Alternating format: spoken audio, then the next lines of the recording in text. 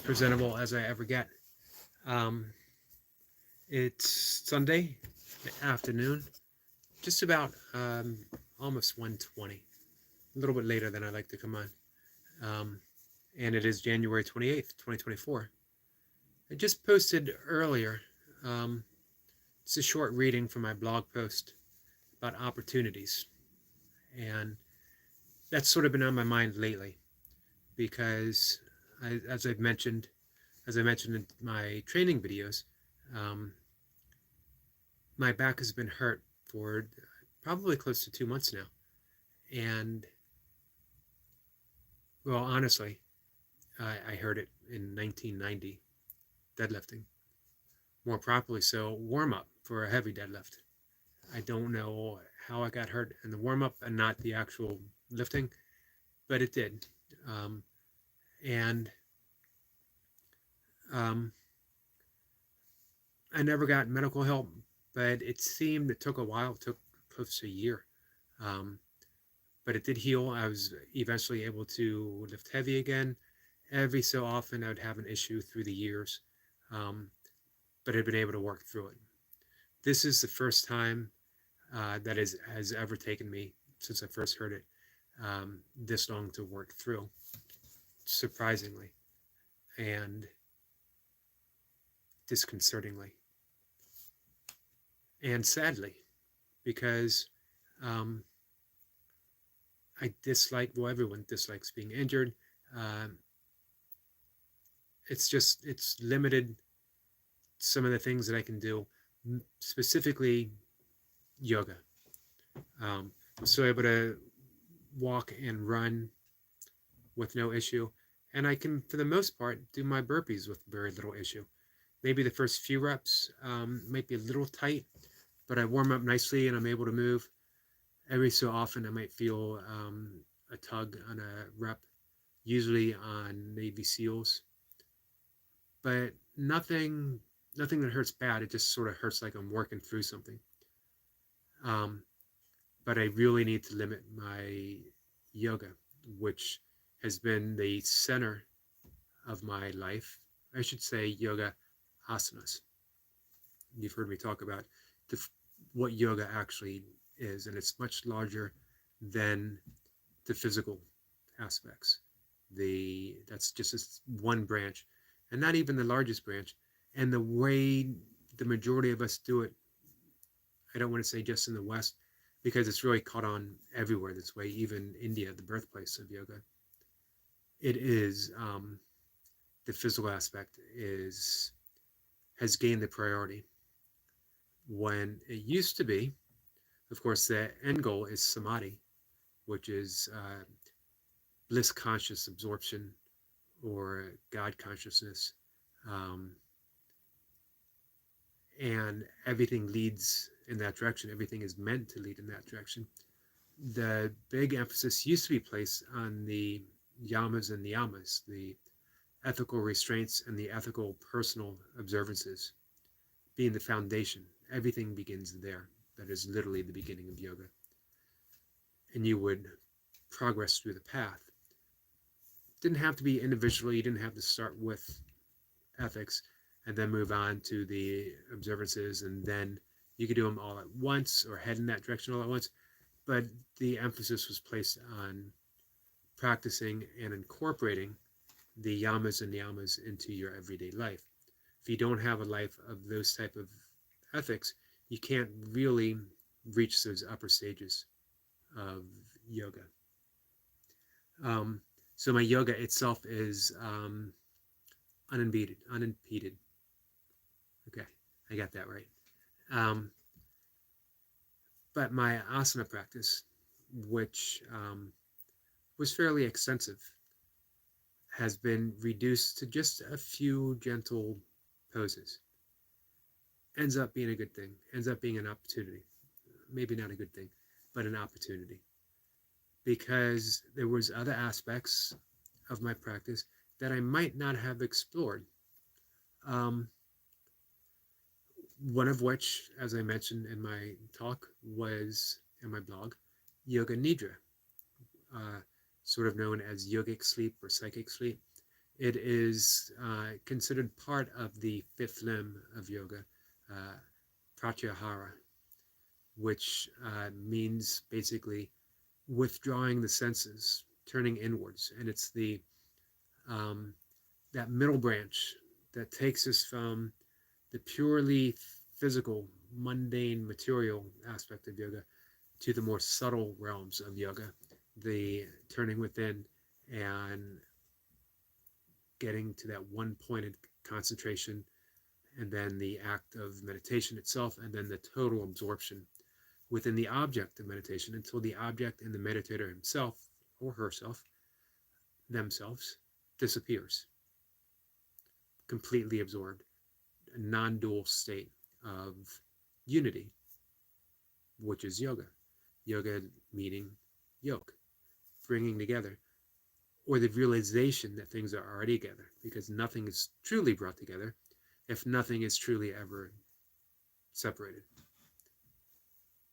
So, I always believed that my meditation practice was enough, and maybe it is.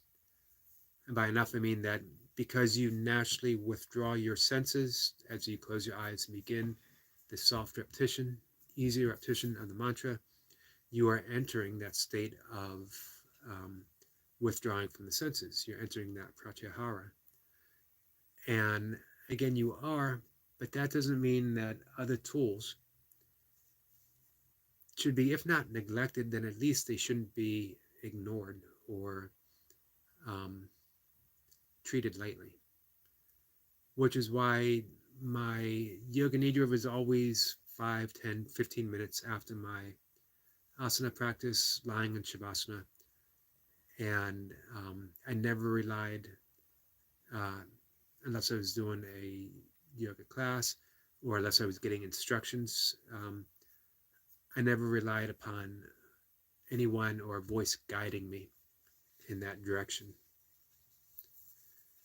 However, for whatever reason, as my poses became more limited, I had a little more time at my disposal due to my shorter practice, I felt drawn to explore yoga nidra. Again, it was always something that was there. It just wasn't a priority. And now it has become a priority, and it's become the central piece of my practice. And I feel very fortunate that it is. And even when my back is back to being 100%, at least for the time being, it will remain so. It's that important and that beneficial. Had my back not hurt, I don't know if I would have been drawn in that direction, or if I had been drawn in that direction, I might have rationalized I don't have time for it, because I've done that before. That in order for me to devote myself to another aspect of the practice, then some other priority is going to have to take a back seat. So a little long-winded explanation, but it makes me wonder, it made me wonder, what else has been ignored or pushed back or has never even surfaced that might be beneficial. It seems like every year something's added in that is truly health changing, well-being changing, emotionally, psychologically, spiritually, changing me in some way. And I'm always grateful for those little epiphanies. Several years ago, I started the practice of early morning walks. And I've gone on about that, the benefits of that. Those are the little things. Those are the little epiphanies that come to you. That's so worth exploring. And when they do come, we have that opportunity to embrace or be indifferent or push or actively push away. Not now. It reminds me of something I read from Jane Roberts, who was the channeled writer of the Seth material. Seth described themselves, as it was more than one, um, as a non-physical uh, intelligence, non-physical intelligent entity. Whether you believe that or not doesn't really matter, because it was a book that had some important insights, um, some deep teachings. Anyway, Seth had told Jane that between the hours of 3 and 6 every morning, we will each receive a wake-up call from God. However, most of us just turn over and ignore that wake-up call. If we were to get up and pray, communicate. Thomas Troward said the same thing. If we were to pray at that magical time, our lives would be changed. Thomas Troward had said, if you ask for what you want at that time, the universe has no choice but to conspire to help it come to your being, come to you. Again, I don't know if that's true. It doesn't matter if it's true. I do know that that is a magical time, health-wise, emotional-wise, spiritual-wise. It's just so quiet, so beautiful that early in the morning, being outside in nature, life-changing. I don't know why I had the urge to get up that early and start walking. I've been getting up early to meditate for a long time. I had to, if I wanted to meditate, when I was caregiving for my father. And meditation was essential for me to be a caregiver, most especially when it turned out to be a critical care. Runner Boy is here. I just have your video queued up, today being squat day. And I am set to watch it right after I finish this live session. Squats, 100K, 225, 5 times 5, plus back extension PR. Looking forward to checking it out. You're putting in some serious gym work. Impressive. And it reminds me, I was probably your age when I was spending my most serious time in the gym, lifting heavy, eating to get big. And that was such a fun time.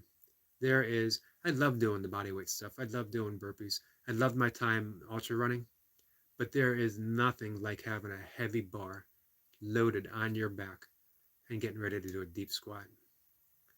Either for heavy singles or low reps, or loading the bar up and hitting a 20 rep breathing set followed by a set of pullovers. If you ever want a vomit producing workout, 20 rep squats. This isn't just putting on a light weight and getting 20 reps. This is putting on a weight that you could probably struggle to get 10 reps with, but then getting 20, meaning that you get your 10 and then you keep the bar in your back and you take a couple breaths and you get another rep. Then you take a few more breaths, bar never leaving your back, never leaving your shoulders, and you get another rep. One set of 20 might take you 5 minutes. But you get big, and you get big quick, especially if you eat big. So yeah, Runner Boy, I really enjoy your channel. It brings back a lot of great memories. I never rule out a gym comeback, just because I loved it so much. It was the foundation of my early teens. I started working out when I started doing bodyweight stuff. I might have been like 11. And then I started hitting the gym, my basement gym, when I was 12, 13. And then I go into a regular gym when I was 14, 15, 16. So our friend Destiny Forever Walks, PhD, is here. She says, hello, I see you are back. Yes, I just missed the short live. How are you? I'm doing well. Actually, it wasn't a live. It was just me doing a little short video. Runner Boy says, well, yeah, just start small, just the bar and build up. True. Always good advice. It's advice that I have not always taken in my life, especially when I return to something because I think, you know, this is what I used to do. But you know what? You can't live your life thinking this is what I used to do. You can only be in that present moment of this is what I can do. You don't even want to project into the future too far. This is what I'll be able to do, because then you rush the process, which I can't do at my where I am at now in my life. You don't want to rush anything. So Runner Boy, unsurprisingly, has excellent advice. Um, if anyone comes and watches this later, um, definitely check out his channel. Um, let's see. Runner Boy says, Destiny says, okay. And Runner Boy says, I injured my back last year. Uh, had to do squats with a band or assisted. Now I'm going for a PR. Amazing comeback.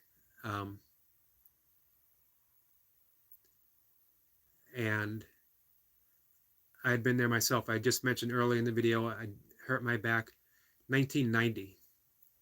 I don't even think you were born yet. And I was just warming up. I had deadlifted over 400 pounds before. I was warming up, not even a max workout. For whatever reason, something happened with my back. It took me almost a year to recover.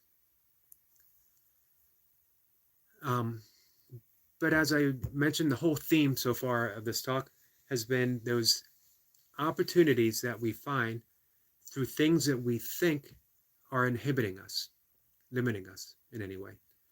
That if my back had not been hurt and limiting what I can do yoga-wise, I would not have been drawn back deeply into Yoga Nidra, which has become such a huge and essential part of my practice right now.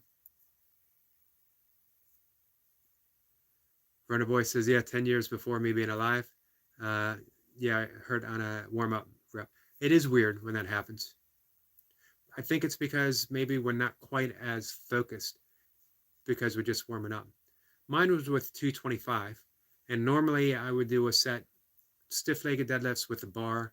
I'd do a set of 135, 185, and then I'd go to 225 and then start making big jumps. 225, whatever reason.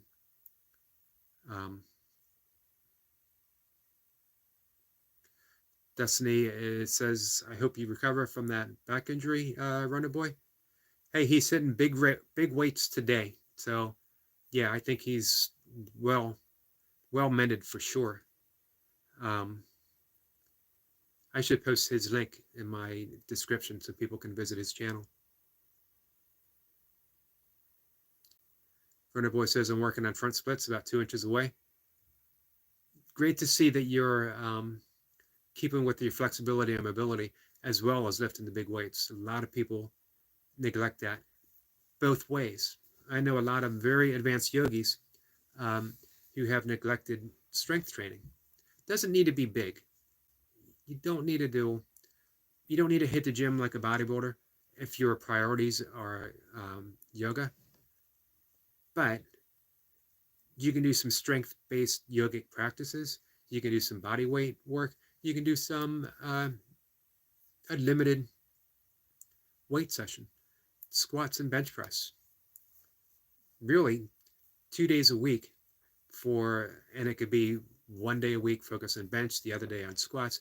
For someone whose main point is flexibility and mobility, you don't need to do what Runner Boy is doing.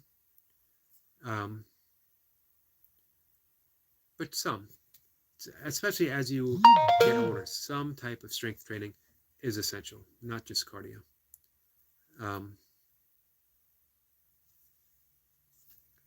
Has been my experience. If I neglect one, I see that in ultra runners, that they neglect strength at their own detriment. By the end of a race, they might finish and they might be fast, but they look like they're destroyed. because it takes so much out. A great example of the opposite, Richard runs trails, that he spends a huge amount of time in his home gym strength training, right now being a priority as he recuperates from a hamstring injury, surgery actually.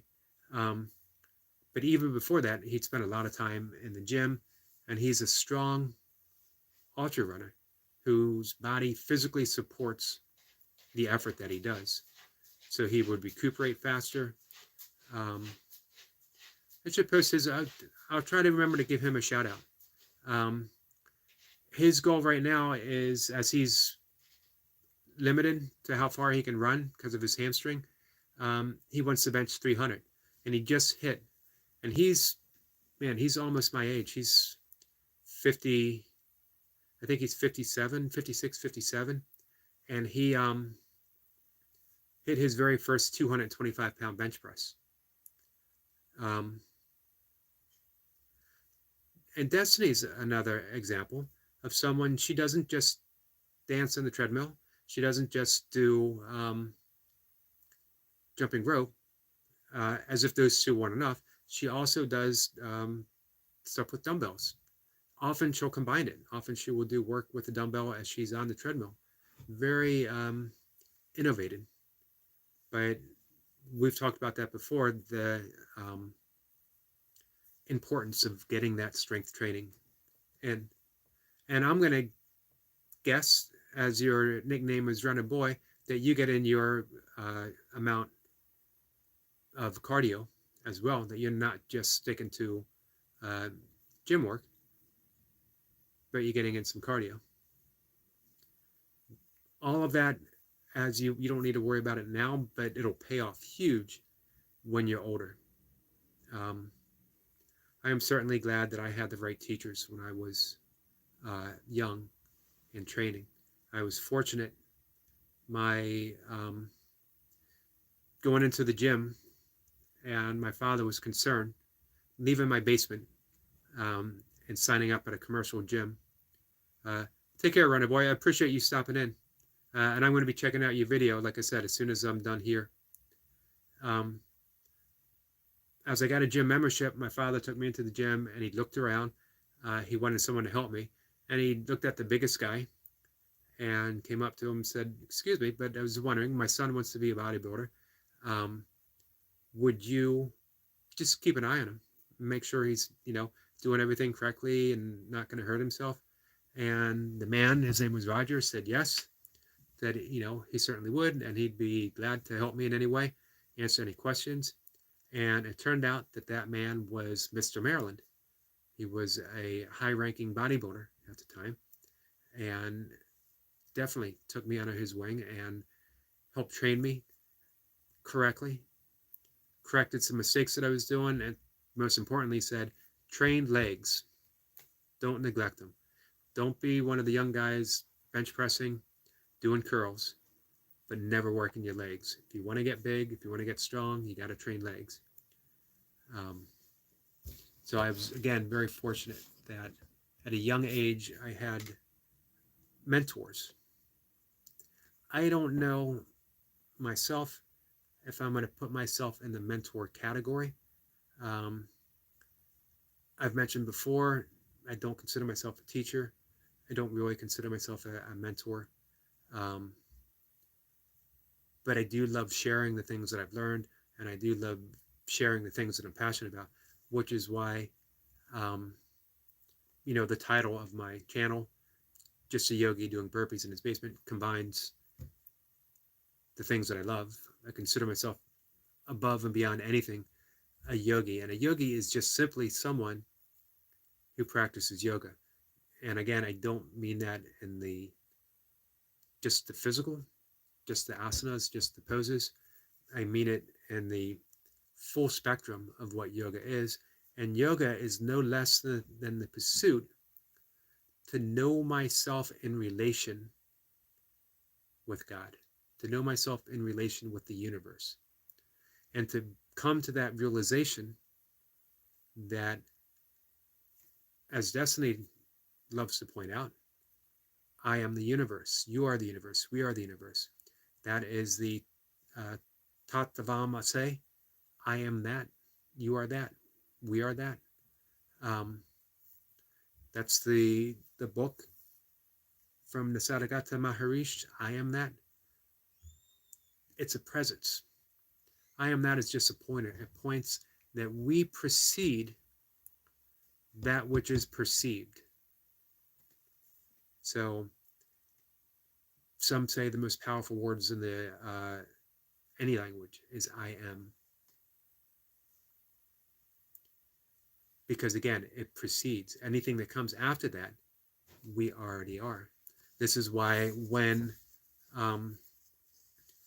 Moses made his way to the burning bush and he received instructions, he received the 10 Commandments, and he asked the bush, who should I say that I talk to? And the answer was, I am that I am.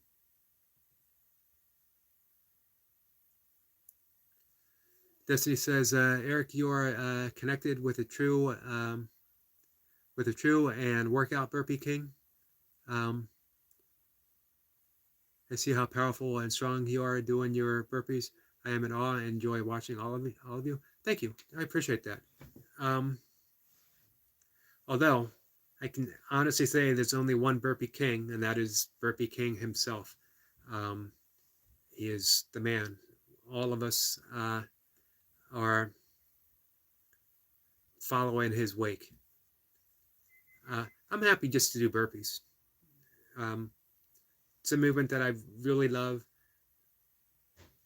It incorporates so much. I get the job done with minimal, not minimal effort, but minimal, definitely no equipment, me and the mat, which I love. I love the minimalist ideal.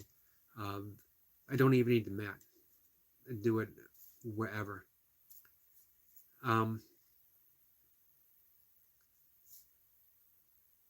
Before burpees, I was doing a ton of kettlebell stuff.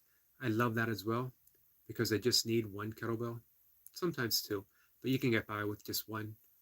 Before that, I was doing Olympic weightlifting, and then I was powerlifting, and then bodybuilding. There's always been something.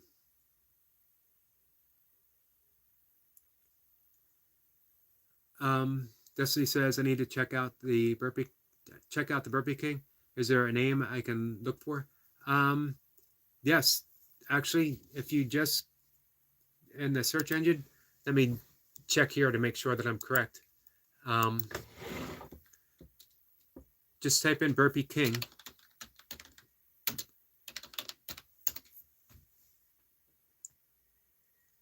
Yep, Burpees King, and it'll come right up.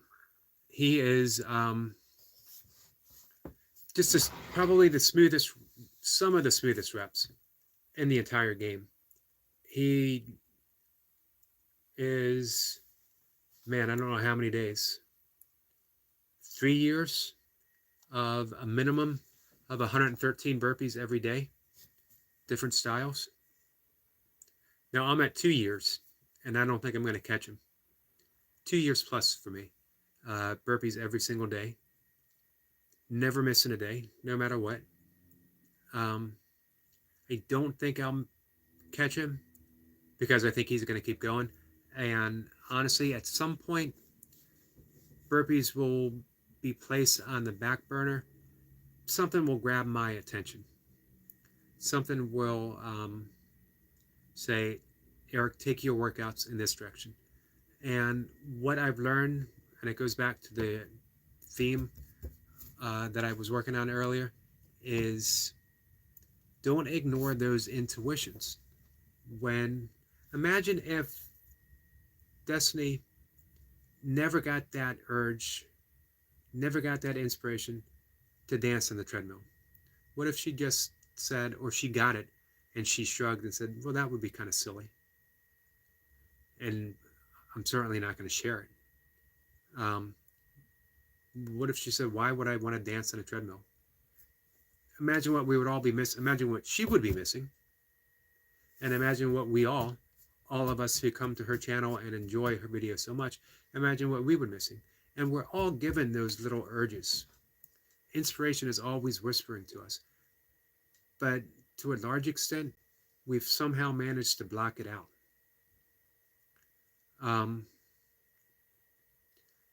Which is a shame. We wonder, am I going to look silly if I do this? Is it worth doing?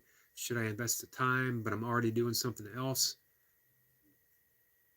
We got to honor those voices. We got to honor that inspiration. Because if we don't, they stop coming so frequently. And they're not as strong. They're just little inklings instead of that full-blown do this. Destiny says you were going extra strong too, Eric. Thank you. You don't miss days from your workouts. Awesome. Yeah, when I do something, I'm generally all in, and I do it every day. I probably ran every day for 10 or 12 years. If I didn't run, then I was race walking or power walking. Destiny says, thanks for all the kind words, Eric. Likewise. You're welcome, and thank you. Yeah, we can easily shut down our own intuitive source of inspiration just by ignoring it or pushing it away or not giving it its due attention. And that is a shame because we all have so much we're meant to give. We have so much that we're meant to share. And it might not seem huge at first. It doesn't have to be huge to anyone else but you. Because here's the thing about being an artist, and we're all, every single one of us, we're an artist. That art doesn't truly begin to be art until it's shared, until it's put out there. And you have to have a sense of fearlessness. Abraham Maslow, the famed psychologist who put out his hierarchy of needs, and how we don't reach that point of self-actualization until everything is covered, until that base of the self-actualization pyramid is covered, we don't reach the pinnacle. Later in his teachings, he amended that, and that you can have that great creative leap towards the very top of self-actualization without having the base being met. But his definition of what a self-actualized person was is someone who is independent of the good opinion of others, meaning they do as they do because their soul demands that they do it. Destiny Forever Walks PhD doesn't dance on a treadmill to prove a point. It's because her soul demands that she dances, and she's brave enough, fearless enough to dance.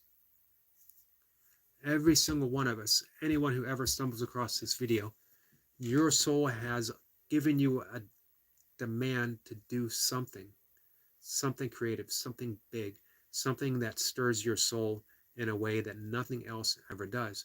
And it might be dancing in a treadmill, it might be doing burpees, it might be sitting in front of a camera and recording a talk on YouTube, painting a picture, sculpting, doing origami. It doesn't matter. There's no small creativity. If it stirs your soul, it's huge. No matter if it's a tiny project. For your heart, for your soul, it is absolutely huge because it is the very essence of the universe screaming at you, no longer whispering, screaming, yes, yes, yes, do this. Create. Because when you create, you are an extension of the universe. You're a continuation of the Big Bang. Who are you to deny that?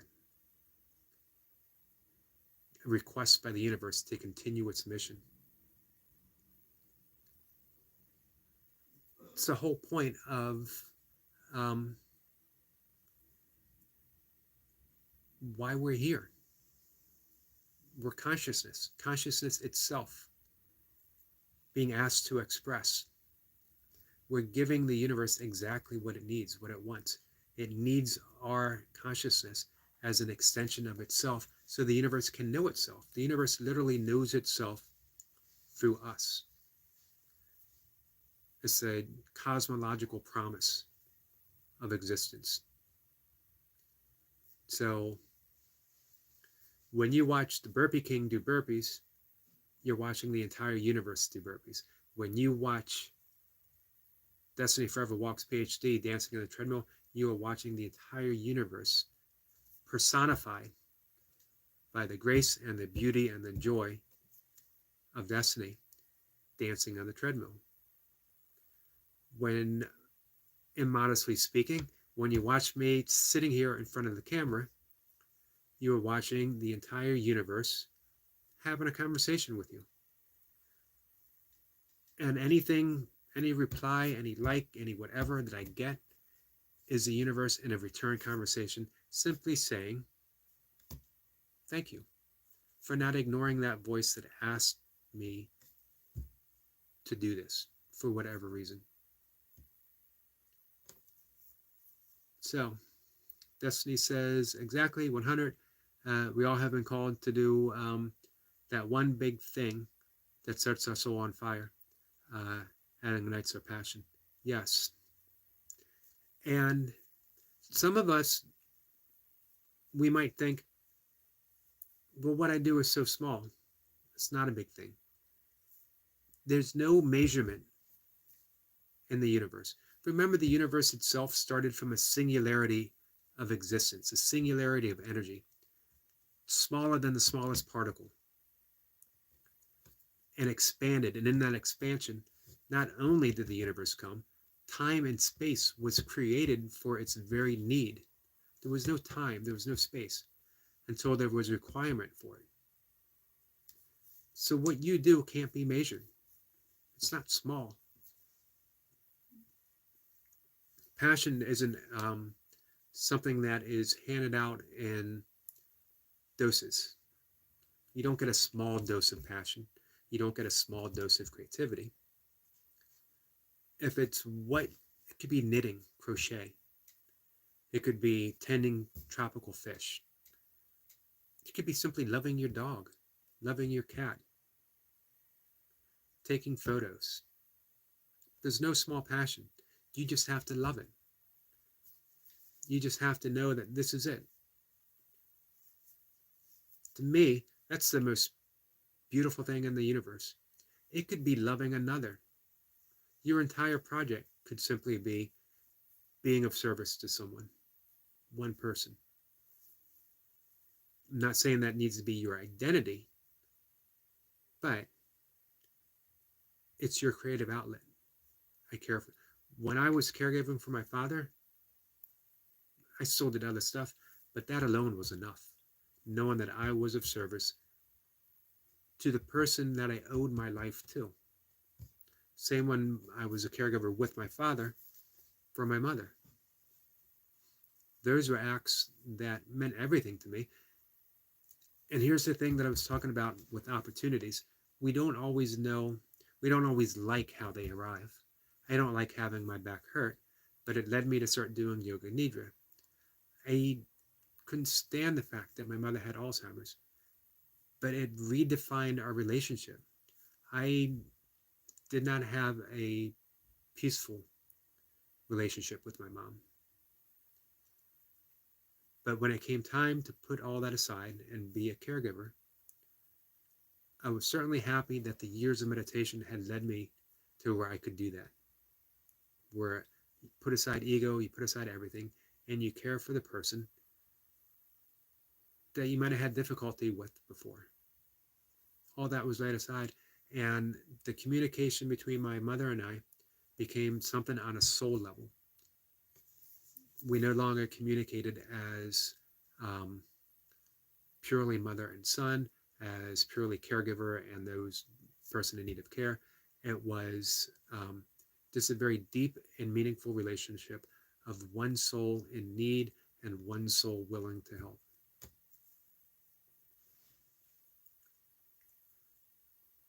Destiny says, we may see it as small because it's something that gives us joy, but world sees a different light. Exactly.